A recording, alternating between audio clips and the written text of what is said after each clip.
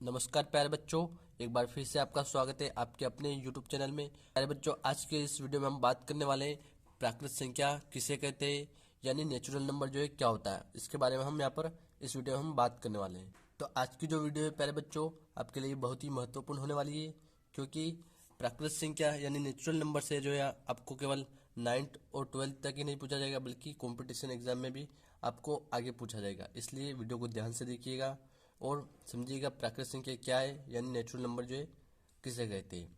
तो इस वीडियो में हम लास्ट में इससे पूछे जाने वाले महत्वपूर्ण 4 प्रश्न भी आपको बताने वाले हैं। तो सबसे पहले यहाँ पर हम बात कर लेते हैं प्राकृत संख्या जो है किसे कहते हैं। तो गिनती की संख्या को प्राकृत संख्या कहा जाता है। यानी दोस्तों, गिनती की जो संख्या होती है यानी 1 2 3 4, उन्हें हम क्या कहते हैं, प्राकृत संख्या कहते हैं। अंग्रेजी में अगर हम बात करें तो काउंटिंग नंबर जो है दोस्तों, उसे हम नेचुरल नंबर कहते हैं। यहाँ पर हम देखते हैं जिन्हें हम गिन सकते हैं, यानी हम जिन संख्या को गिन सकते हैं उन्हें हम प्राकृतिक संख्या कहते हैं। अगर आप कहेंगे जीरो, तो जीरो जो है एक प्राकृतिक संख्या नहीं है, क्योंकि जीरो को हम गिन नहीं सकते। आप मान लीजिए प्यारे बच्चों, आपके पास 2 पेन है तो आप उसे गिन सकते हैं, यानी 1 और 2 से आप गिन सकते हैं। अगर आपके पास 0 पेन है तो आप उसे गिन नहीं सकते, इसलिए जीरो जो है प्राकृतिक संख्या नहीं है और 2 जो है हमारी प्राकृतिक संख्या हो जाएगी। जैसा कि यहाँ पर हम देखते हैं प्यारे बच्चों, 1 2 3 4 और इससे आगे अनंत तक जो है प्राकृत संख्या जो है होती है। तो अब आप समझ गए होंगे कि प्राकृत संख्या किसे कहते हैं। अब हम बात कर लेते हैं इससे पूछे जाने वाले 4 महत्वपूर्ण प्रश्न को।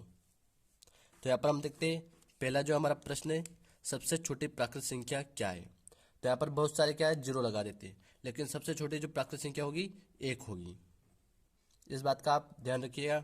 उसके बाद दूसरा जो क्वेश्चन है, जीरो एक प्राकृत संख्या है, तो इसका जो आंसर रहेगा दोस्तों असत्य, क्योंकि जीरो जो है एक प्राकृत संख्या नहीं है, इसलिए यहाँ पर जो इसका आंसर रहेगा असत्य।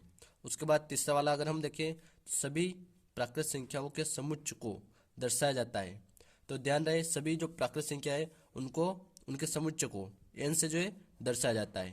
चाहे कोई सी भी प्राकृत संख्या हो उसे एन से हम दर्शा सकते हैं। उसके बाद चौथा जो प्रश्न है इसका महत्वपूर्ण, सबसे बड़ी प्राकृत संख्या। तो सबसे बड़ी प्राकृत संख्या की अगर हम बात करें प्यारे बच्चों, तो ज्ञात करना संभव नहीं, क्योंकि यहाँ पर प्राकृत संख्या जो है दोस्तों अनंत है, इसलिए हम जो है सबसे बड़ी प्राकृत संख्या को ज्ञात नहीं कर सकते। इसलिए यह जो है ज्ञात करना संभव नहीं है कि सबसे बड़ी प्राकृत संख्या जो है कौन सी है। तो आप इसे अपनी कॉपी में नोट कर लीजिएगा। एक बार फिर से यहाँ पर आप देख सकते हैं, तो यहाँ पर आप इसे लिख लीजिएगा अपनी कॉपी में। उम्मीद करता हूँ आपको अच्छे से समझ में आ गया होगा प्राकृत संख्या किसे कहते, और इसके 4 महत्वपूर्ण प्रश्न जो है ये आपको याद हो ही गए होंगे। धन्यवाद प्यारे बच्चों, वीडियो को लाइक और चैनल को सब्सक्राइब जरूर कीजिएगा।